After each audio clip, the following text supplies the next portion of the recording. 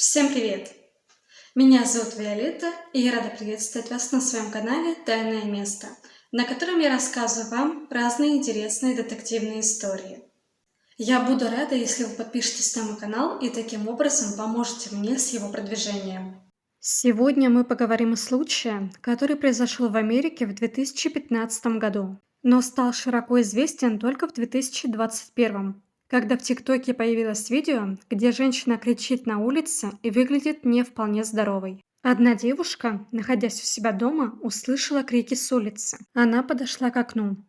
Вдалеке она увидела женщину, которая выглядела так, словно у нее серьезные проблемы. Девушка решила записать это на видео и одновременно начала звонить в полицию. Видео тут же стало вирусным. В сети эту женщину стали называть зомби. Многие думали, что эта женщина никто иная, как Мэрилин Стэнли, которая подверглась нападению своего бывшего молодого человека и его собаки в 2015 году.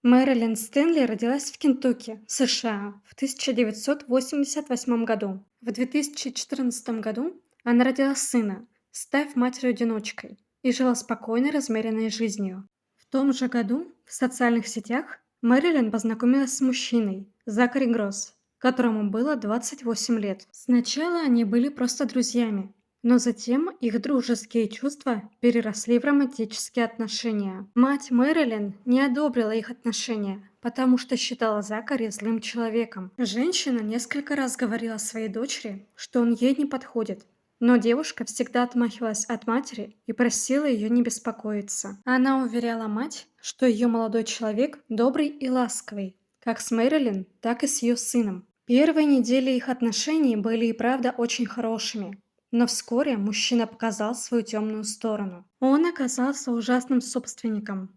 Он хотел чуть ли не каждую минуту знать, где и с кем сейчас находится Мэрилин. Он хотел сделать так, чтобы вся ее жизнь была у него под контролем. Позже пара переехала в квартиру Закари. И тогда, почувствовав полную свободу, он начал часто избивать девушку. Однажды он сломал ей нос, а также у нее были синяки по всему телу, которые она пыталась замазать тональным кремом, и часто придумывала разные оправдания. Ее родные и близкие очень переживали за девушку. Но Мэрилин долгое время не решалась разрывать отношения, пока она все-таки не решилась уйти от Закари в 2015 году.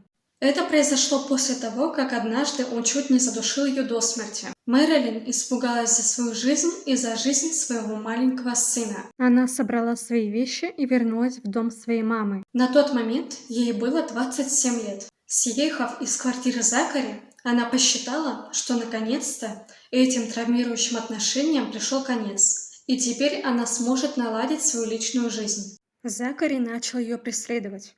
Он ходил за ней по пятам, куда бы она ни отправилась. Он звонил ей на телефон, отправлял сотни угрожающих сообщений. Закари писал Мэрилин о том, что ненавидит ее за то, что она его бросила. Ведь он всего лишь пытался заботиться о ней. Он писал, что ей не нужно его бояться, ведь причина всех его действий – это любовь. Он писал, что пытается защитить ее от этого жестокого мира, и поэтому всегда за ней следит. Девушка сменила номер телефона, но преследование, конечно же, не прекратилось. Закари ходил повсюду, куда бы ни пошла Мэрилин. Он даже устроился на работу в то же место, где работала девушка, чтобы проводить с ней как можно больше времени. Мужчина не оставлял девушку в покое в течение нескольких месяцев, до сентября 2015 года. А в один из сентябрьских дней в ее жизни случилась ужасная трагедия. Ранним утром Мэрилин сидела дома со своим сыном, когда Закари начал громко и настойчиво стучать в дверь, таким образом заставив девушку открыть ему. Как только мужчина оказался в квартире, он сразу начал избивать девушку. Он бил ее по лицу и разным частям тела. Она пыталась его успокоить и спрашивала, чего он от нее хочет. В ответ он попросил ее поехать к нему домой, чтобы они могли спокойно поговорить. Закари сказал, что хочет наладить их отношения. Девушке пришлось согласиться на эту поездку. Позже Мэрилин сказала, что она пыталась выгнать мужчину из своей квартиры, так как его присутствие заставляло ее бояться за своего маленького сына. Когда девушка согласилась встретиться в квартире Закари и поговорить, Мужчина перестал ее избивать и ушел. 24 сентября Мэрилин встретилась с Закари у него дома, но, конечно же, никакого спокойного разговора не состоялось. Когда Мэрилин вошла в квартиру, то она увидела, что мужчина хранит фотографии, на которых она гуляет в парке со своим сыном. Одна из фотографий была выложена в социальной сети одним из знакомых девушки и подписана для Мэрилин. Закари это очень сильно разозлило. И он спросил у девушки, встречается ли она с тем мужчиной, и она сказала, что нет. Обманом мужчина завел девушку в спальню и там на нее напал. Позже Мэрилин вспоминала, что мужчина начал жестоко ее избивать. В один момент она поняла, что мужчина позвал свою собаку и попросил ее атаковать несчастную девушку. Он повалил ее на пол, не переставая ее бить, а собака в это время вцепилась ей в ухо. После этого девушка потеряла сознание и поэтому не помнила, что происходило потом. Когда девушка очнулась, мужчина был где-то поблизости. Он предложил ей посмотреть на себя в зеркало. Мэрилин взглянула на свое отражение и заметила, что лишилась части волос. Но ее глаза так сильно опухли от побоев, что она не могла четко увидеть, в каком состоянии находилась ее голова. Она решила, что мужчина побрил ее или постриг. Но все оказалось намного страшнее. После того, как девушка пришла в себя, Закари еще неоднократно ее избивал. Через какое-то время он наконец остановился и сказал, что теперь все кончено. Мужчина пытал бедную девушку почти 2 часа. 2 часа он избивал ее в своей спальне. И, видимо, не только там, так как кровь была по всему дому. После этого мужчина помог девушке отмыться от крови, дал ей шапку, чтобы прикрыть голову, и толстовку с капюшоном. Затем он дал ей пакет. Мэрилин было так плохо, что она даже не стала смотреть, что в нем. Она увидела только лежавшие сверху волосы и поняла, что это ее волосы, которые он отрезал. После этого Закари посадил Мэрилин в машину. Она попросила вызвать ей скорую помощь, но он отказался вызывать врачей и сказал, что отвезет ее в дом ее матери. Он даже попросил у Мэрилин прощальный поцелуй. Она, конечно же, ему отказала. Мэрилин выбежала из машины нападавшего и бросилась бежать. Родные, увидев ее в таком состоянии, срочно вызвали скорую помощь, и Мэрилин в экстренном порядке доставили в больницу. Там врачи увидели весь ужас, который пережила пострадавшая. Закари не побрил ей голову. Вооружившись ножом, он снял скальп с верхней части черепа, удалив 2 его трети. Также правое ухо Мэрилин было в очень плохом состоянии. Собака откусила часть ушной раковины и полностью изуродовала ее, оторвав несколько кусков. У женщины были сломаны ребра. Она получила множество ударов, а лицо полностью распухло. Пакет, который ей передал Закари, содержал скальп и те частички уха, которые оторвала собака. Благодаря этому врачи смогли частично реконструировать скальп и ухо Мэрилин, хотя некоторые части все-таки отсутствовали. Тогда врачи сняли кожу с других частей тела женщины, и тогда они смогли реконструировать почти все. К сожалению, ее волосы уже никогда не отрастут обратно. Ей пришлось перенести несколько операций, но врачам было сложно вернуть прежнюю форму головы и уха бедной девушки.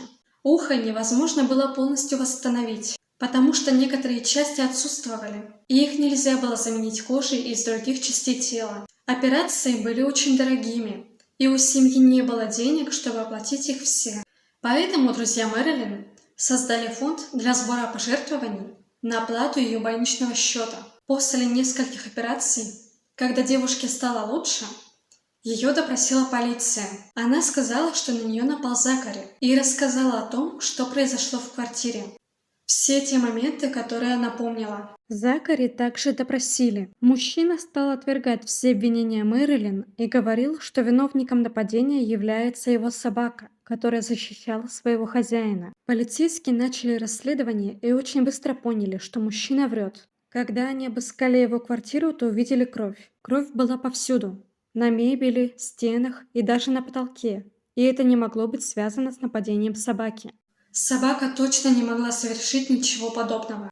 Кроме того, в медицинском отчете было написано, что только ухо Мэрилин получило раны от укусов. Все остальные ранения были нанесены человеком. Одним из таких ранений был удар по голове, который был нанесен острым предметом, ножом или лезвием, а ушибы и переломы были от тупых ударов. Когда следователи получили все необходимые доказательства и убедились, что нападение на Мэрилин не было связано с собакой, что и подтверждало показания Мэрилин, Закари Гросс был арестован и отправлен в тюрьму. На всех допросах он продолжал говорить, что невиновен, и во всем обвинял свою собаку. Мужчина даже связался с журналистами и дал им интервью. Он говорил, что собака пыталась защитить его от Мэрилин, когда та явилась к нему домой и пыталась напасть. Закари пытался выбраться на волю и избежать суда, но в его версию, конечно же, никто не поверил. И в 2016 году его судили. На суде давали показания несколько свидетелей, а также сама жертва и обвиняемый.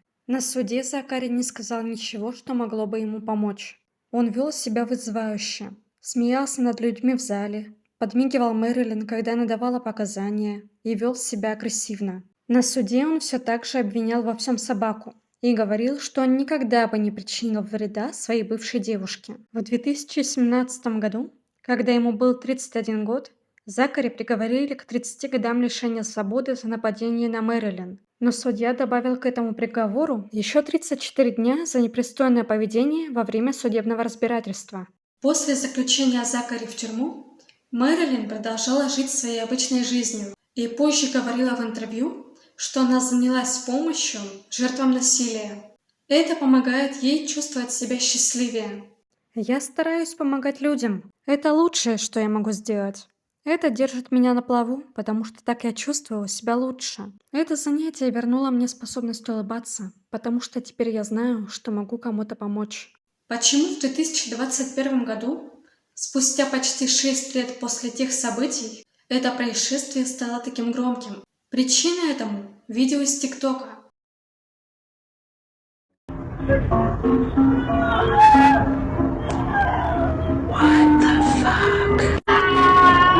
Оно заставило всех думать, что его героиня – это Мэрилин, но через несколько дней эту информацию опровергли. Женщина на видео, которую прозвали зомби, осталась неизвестной. Никто так и не узнал, кто она такая. Может быть, это касается рекламного ролика. Или, может быть, тогда в том месте снимали фильм. Может быть, та женщина тоже стала жертвой насилия. Или страдающая психологическими проблемами. Или злоупотребляющая наркотиками и алкоголем бездомная. Девушка, загрузившая видео в ТикТок, писала, что все произошло в городе Сиэтл, штат Вашингтон. Вряд ли история этого видео однажды раскроется. Известно лишь то, что эта женщина не Мэрилин. Во-первых, потому, что этот клип был записан в 2021 году, а не в 2015. Также Мэрилин не бродила по улицам, и ее не сопровождала полиция. Мэрилин сидела в машине нападавшего, ей помогала семья. Потом она отправилась в больницу на машине скорой помощи, так что на видео точно не Мэрилин. Также видно, что у женщины на видео нет волос, но голова у нее побрита, а у Мэрилин не было скальпа. Также это видео не могло быть снято в 2015 году, потому что у полицейских на лицах маски, а их не носили до тех пор, пока в мире не началась пандемия. Неизвестно, какие проблемы были у героини этого ролика и что именно происходило с ней на улице. Сейчас Мэрилин ведет новую жизнь и помогает женщинам, которые так же, как и она, испытали насилие. Лично я была просто в шоке, когда узнала об этой истории. Какими люди бывают бесчеловечными и жестокими. Когда узнаешь о подобных историях, то убеждаешься, что самый страшный зверь на планете – это человек. Потому что даже самые свирепые хищники могут проявить человечность. Ведь не раз были случаи, когда дикие животные помогали людям и даже спасали им жизнь. Я рада, что вы досмотрели это видео до конца. Ставьте лайки, если вам понравилось это видео. Пишите в комментариях, что вы думаете обо всей этой истории. Нажимайте на колокольчик, чтобы получать уведомления о новых видео. Обязательно подписывайтесь на меня. Так вы поможете мне с продвижением моего канала. С вами по-прежнему была Виолетта на своем канале «Тайное место». Новые видео выходят каждую неделю. До новых встреч!